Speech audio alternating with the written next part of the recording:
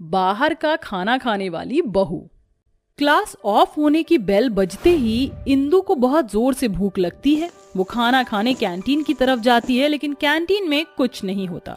फिर वह कॉलेज से बाहर आकर एक चाइनीज रेस्टोरेंट में पहुंचती है। ओफो, अब मुझे और भूख बर्दाश्त नहीं हो रही है। जल्दी से सिंगापुरी नूडल्स ऑर्डर कर देती हूँ। वैसे भी आजकल मैं इतनी कमजोर हो रही हूँ कि बाहर का खाना जरूरी हो गया है। इतना कहकर इंदु सिंगापुरी नूडल्स ऑर्डर करके खाने लगती है। वाह, ये सिंगापुरी नूडल्स कितने टेस्टी लग रहे हैं। इसे खाकर तो मजा आ गया। ओह माय गॉड, मेन्यू में तो ऑफर चल रहा है। मैं एक हॉट चॉकलेट और जिंगर बर्गर मंगवा लेती हूँ। एक्सक्यूज मी, जरा आप ये दोनों चीज लेकर आ जाइए।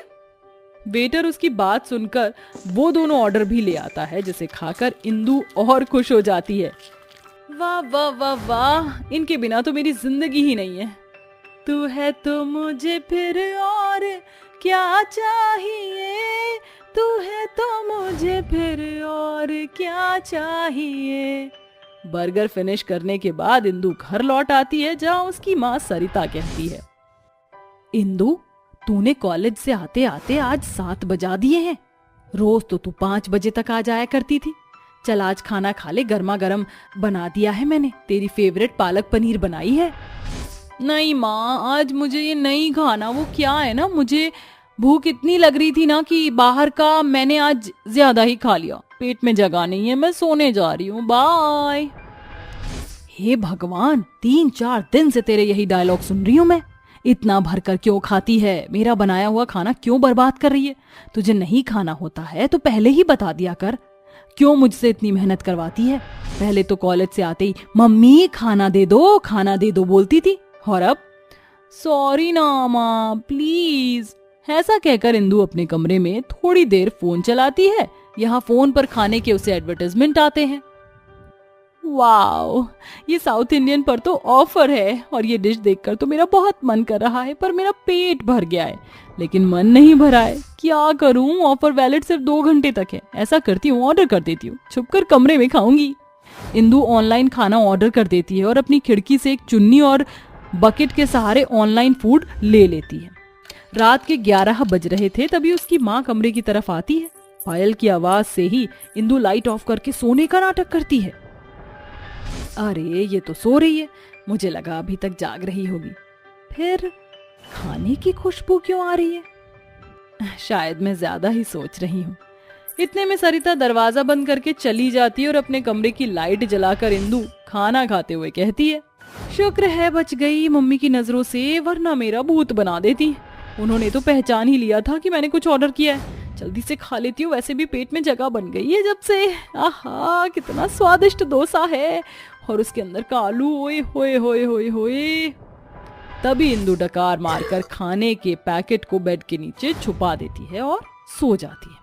ऐसे ही दिन गुजरते हैं। इंदु अब रोज रोज बाहर का खाने लग गई थी। उसे घर के खाने में स्वाद नहीं आ रहा था। शाम को सरिता उसके लिए पास्ता बनाती है।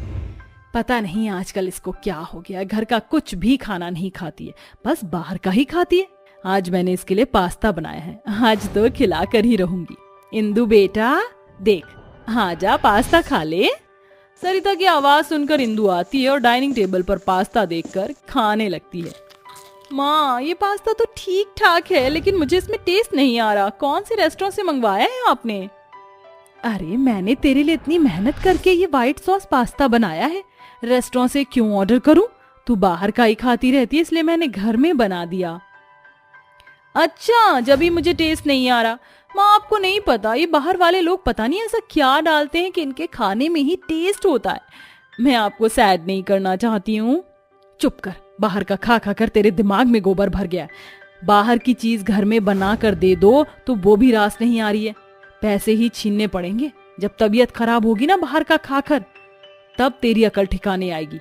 वैसे मैंने तेरे लिए एक लड़का देख लिया है, अब तेरी सीधा शादी ही कर रही हूँ। जब घर के कामों में लगी रहेगी ना, तेरा बाहर का खाना भी छूट जाएगा।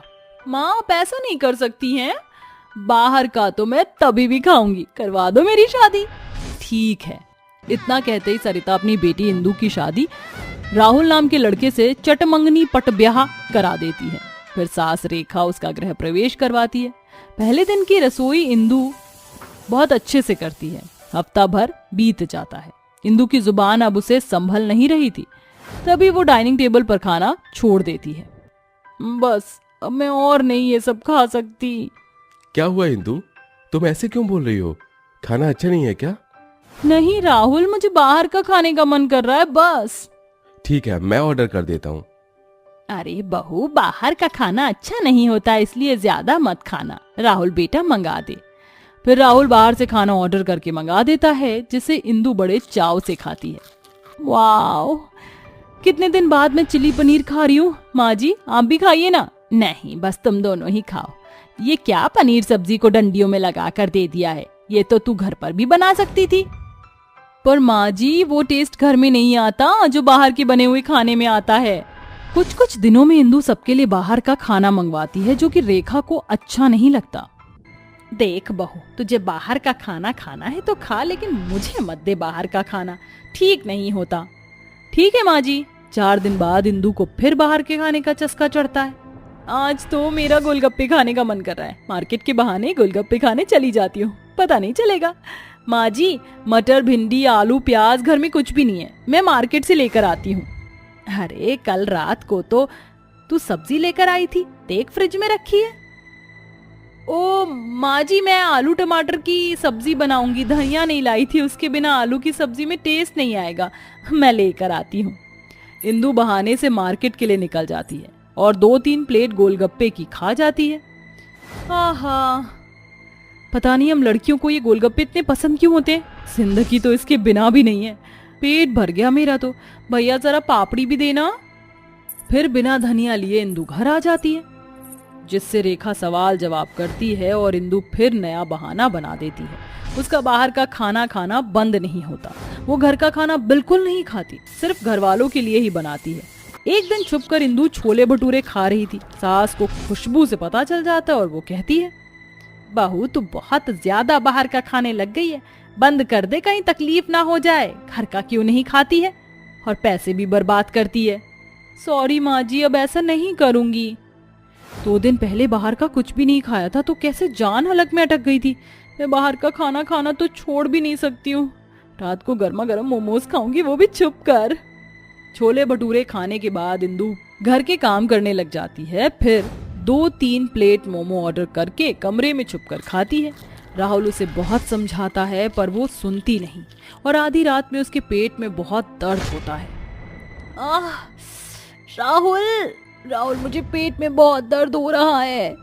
जरूर इस कच्चे मैदे को खाने की वजह से हो रहा होगा। इतना मना करता हूँ बाहर का मत खाया करो, लेकिन नहीं, अब डॉक्टर के पास जाना पड़ेगा ना। तभी इंदु की आवाज सुनकर रेखा आ जाती है। अरे क्यों, डॉक्टर के पास जाने की कोई जरूरत नहीं है। बहू तुझे बर्गर, पिज्जा, मोमोज खाना है ना, मैंने ऑर्डर कर दिया है, आता ही होगा, वो खा लियो, ठीक हो जाएगा, दर्द बंद हो जाएगा। माँ जी आप कैसी बातें कर रही हैं, मुझे इतना दर्द हो रहा है और आप वही खिलाओगी। क्यों, अब तुझे एतराज क्यों हो रहा है? मैं बोल रही थी बाहर का खाना मत खा मत खा, तब तुझे समझ नहीं आया? अब डॉक्टर की याद आ रही है? नहीं, तू पिज्जा खा ले, रुक जा। मुझे माफ कर दीजिए, अब मैं बाहर का कभी नहीं खाऊंगी, मुझे अपनी गलती समझ आ गई है। सच बता, या ये सिर्फ कहने के लिए है? माँ जी मैं सच्ची बोल रही हूँ, पेट में बहुत दर्द हो रहा है, ले चलिए डॉक्टर के पास। तभी उसकी बात मानकर दोनों अस्पताल ले जाते हैं, जहां डॉक्टर उसे दवाई दे देते हैं। अपनी गलती का पछतावा होने के बाद इंदु हमेशा के लिए बाहर का जंक फूड खाना छोड़ देती है और घर में ही हर चीज बनाकर खाने लगती है। जी दोस्तों, जैसा कि आप जानते हैं कि हमारे प्रयागगंज नामक गांव में एक कंपटीशन होने जा रहा है, जिनमें आपको फूलों से विभिन्न प्रकार की चीजों को बनाना है, खाने की या पेंटिंग, कुछ भी। आपको फूलों से क्रिएटिविटी दिखानी है, जिसका इनाम ये होगा कि उसे दाल, चावल, आटा इत्यादि राशन मिलेगा, साथ ही 2 लाख का कैश भी प्राप्त होगा। तो ये कंपटीशन इसी जगह आज से 7 दिन बाद होगा, तो जब तक आप इसकी तैयारी कर लीजिए। गांव के लोग सुनकर बहुत खुश हो जाते हैं। वहीं ये अनाउंसमेंट 5 से 15 साल की 5 लड़कियों ने भी सुनी थी, जो कि एक गरीब माँ की बेटी थी। अली वाह दीदी, मुझे ज्यादा कुछ समझ नहीं आया, पर इतना पता है कि बहुत छाले पे अच्छी मिलेंगी। हम तो माँ तो अच्छे पाले में बताना होता। हाँ राशि दीदी, आप कुछ बोल क्यों नहीं रही है? मैं क्या बोलूं, हमारे जैसे गरीब लोगों के लिए शायद ये कंपटीशन नहीं है, और हमारे कपड़े भी इतने फटे पुराने हैं कि हमें इस कंपटीशन में जाने भी नहीं दिया जाएगा। नहीं दीदी, मुझे तो लगता है कि पीहू ने बिल्कुल ठीक बोला है। हम यहाँ जाएंगे, फूलों से कुछ भी बनाएंगे, और ये कंपटीशन जीत गए तो हमारे घर की गरीबी भी खत्म हो जाएगी और पैसे भी मिलेंगे। हाँ दीदी, चलिए ना, हम माँ से बात करते हैं। ठीक है, घर तो चलो। फिर पांचों बेटियां घर जाती हैं, जहाँ उनकी माँ कपड़े सिल रही थी। आ गई तुम पांचों बाहर से? क्या किया वैसे आज तुमने बाहर? वो माँ, वो आपने हमें जो पैसे दिए थे उनसे चीज खाई। फिर वहाँ एक अंकल कंपटीशन की बात कर रहे थे। अच्छा, कैसा कंपटीशन? एक मिनट, आज तो मैं अपने फूलों के गमले में पानी डालना ही भूल गई, कहीं मुरझा ना जाए। अभी सुनती हूँ तुम्हारी बात। फिर राधिका सिलाई मशीन से उठकर आंगन में ढेर सारे फूलों पर पानी डालती है। हाँ, अब ठीक लग रहा है ये। माँ, आप अपने बच्चों से ज्यादा इन फूलों से प्यार करती हो शायद। ज्यादा नहीं दीदी, हाँ, माँ तो फूलों में पानी डालती रहती या तभी तपली खिलती रहेंगी। माँ, आप तो हमारी परवाह है कि नहीं? अरे मेरी पीहू बेटा, ऐसा कुछ भी नहीं है। मैं तुम पांचों से बहुत प्यार करती हूँ, पर फूलों को भी बहुत चाहती हूँ। तुम जानती हो ना मुझे प्रकृति और फूलों से कितना प्यार है। हाँ तो बताओ, तुम किस कंपटीशन के बारे में कह रहे थे? माँ, हमारे गांव में कंपटीशन हो रहा है जहाँ हमें बहुत सारे पैसे मिलेंगे और राशन भी मिलेगा। वहाँ फूलों से कुछ बनाना है, तो हम उस कंपटीशन में हिस्सा लेना चाहते हैं। पर हमारे कपड़े आप देख रहे हैं ना, फटे पुराने हैं, तो आप हमारे लिए नए कपड़े सिल दो। ओहो, ऐसे कंपटीशन में तुम बच्चों का क्या काम है? ना तो तुम कर पाओगे और ये सब फालतू की चोचलेबाजी है। हाँ बहू, बिल्कुल ठीक कह रही है। बच्चों, तुम क्या करोगे? वहाँ पर बड़े लोग होंगे। अरे माँ जी, आप बिस्तर से उठकर क्यों आई हैं? आपकी तबीयत ठीक नहीं थी, बुखार भी है। अरे तो क्या हुआ, बिस्तर में ही थोड़ी पड़ी रह सकती हूँ। आजा पीहू बेटा मेरे पास, दादी के साथ खेल ले। ठीक है दादी, पर हमें उस कंपटीशन में जाना है। हम उन पैसों से बहुत कुछ कर सकते हैं। माँ दादी, आप कोई जवाब दीजिए प्लीज, ऐसे मना मत कीजिए। बेटा, दादी और मैंने मना कर दिया ना, तो बस जाओ, जाकर खाना खा लो, वरना पढ़ाई कर लो। पांचों बेटियां उदास हो जाती हैं। राधिका फिर से सिलाई का काम करने लगती है। दरअसल उनकी आर्थिक स्थिति कुछ ठीक नहीं थी। पति के स्वर्ग सिधारने के बाद राधिका अकेली सिलाई का काम करके अपने घर का खर्चा चला रही थी। साथ ही उसने आंगन में बहुत सारे फूल उगाए थे, जिन्हें बेचकर उसे थोड़े बहुत पैसे मिल जाया करते थे। रात को राधिका रूखी सूखी अपनी बेटियों और सास को खिलाकर सुला देती है। अगले दिन पांचों बेटियां फिर से उस कंपटीशन की बात राधिका से करती हैं और राधिका फिर से अपनी बेटियों की बात को टाल देती है। माँ, आप हमारी बात सुन क्यों नहीं रही हो? दीदी, पाल चलो। दीदी ने आपसे बात करनी थी तो ठीक थी है। आपको हमारी बात सुनाई दी होगी, आखिर हर्ष से क्या है? अगर हम उस कंपटीशन में चले जाएं तो एक तरह से अच्छा ही है ना। जब मैं मना कर रही हूँ तभी तुम मेरी बात नहीं सुन रही हो। बस हर टाइम माँ आप हमें बोलती रहती हो, ऐसा मत करो वैसा मत करो। आप हमें खिलौने भी नहीं देती हो, हमारे पास अच्छे कपड़े भी नहीं है, खाना भी हम ठीक से नहीं खाते हैं। आखिर ऐसा कब तक चलेगा? स्कूल की फीस न भरनी पड़ी इसलिए आप हमारे स्कूल की छुट्टी भी करा देती हो। कब तक माँ आप ऐसे ही करती रहोगी? हाँ माँ, बस आप अपने मन का ही करती हो, हमें ठीक से कुछ खाने पीने भी नहीं देती हो। आपने हमें पैदा ही क्यों किया फिर? और बस सिलाई करते करते हो और अपने फूलों पर ध्यान देते हो। हम पांचों बहनों की तो आपको फिक्र ही नहीं है। ये सुनकर राधिका आंगन में चली जाती है और वहाँ बैठकर अपनी बेटियों की बात को सोच सोच कर रोने लगती है। वहीं उसकी पांचों बेटियां भी गुस्से से बाहर खेलने चली जाती हैं। कैसी माँ हूँ मैं, अपनी पांचों बेटियों के लिए कुछ नहीं कर पा रही हूँ। आज मेरी बेटियों ने मुझसे इतना कुछ कह दिया। रो मत बहू, अपने बच्चों की बातों को इतना दिल से मत लगा। अरे वो तो छोटे हैं, पर तू तो समझदार है ना। जब वो बड़ी हो जाएंगी तो समझ जाएंगी कि तूने उनके लिए कितनी मेहनत की है। हाँ माँ जी, शाम को बनाने के लिए माँ जी सब्जी नहीं है, मैं जरा बाजार होकर आती हूँ। ऐसा कहकर राधिका बाजार चली जाती है, जहाँ वो देखती है कि एक अमीर घर की लड़की उसकी 5 बेटियों को परेशान कर रही थी, गरीब कहकर। राधिका वहां जाने ही वाली होती है, पर वापस उल्टे पांव घर आ जाती है। मेरी बेटियों पर कपड़े नहीं हैं, उनके लिए कोई कपड़ा देखती हूँ और नई ड्रेस बनाती हूँ। ऐसा कहकर वो बक्से में कपड़ों को ढूंढती है, लेकिन सिवाय उसकी सफेद साड़ियों के अलावा कुछ नहीं मिलता। फिर 5 बेटियां घर आ जाती हैं। नीतू के हाथ पर चोट देखकर राधिका पूछती है तो नीतू झूठ बोल देती है। मुझे पता है तुम झूठ बोल रही हो, अब मैं क्या करूं, मुझे समझ नहीं आ रहा। फिर राधिका अपनी सफेद साड़ियों को देखती है। मैं अपनी सफेद साड़ी से तो बच्चों के कपड़े नहीं बना सकती हूँ। अरे हाँ, अपने आंगन के फूलों से इनके कपड़ों को सजा सकती हूँ।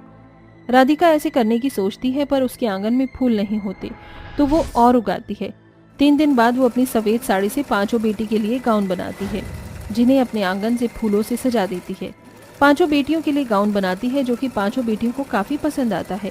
और अगले दिन वो इस फूलों के कंपटीशन में फूलों के गाउन को पहनकर पहुंच जाती हैं, जहां वो कंपटीशन खत्म हो चुका था।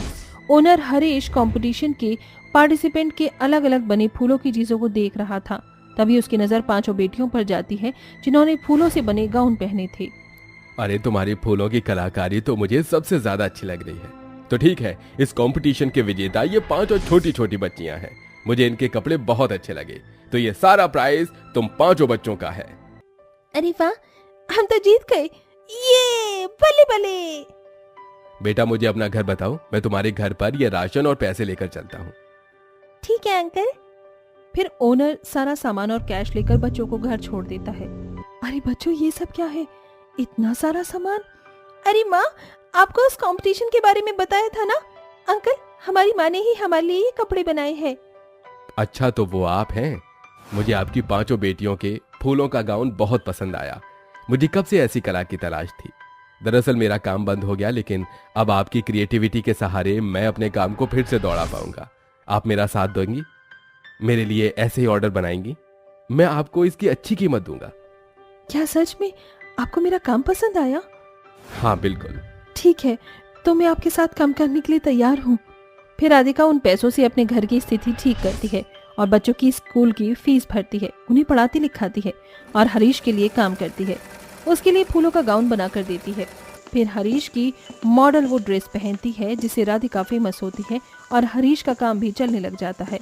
राधिका को भी फूलों की ड्रेस बनाने का काम मिल जाता है।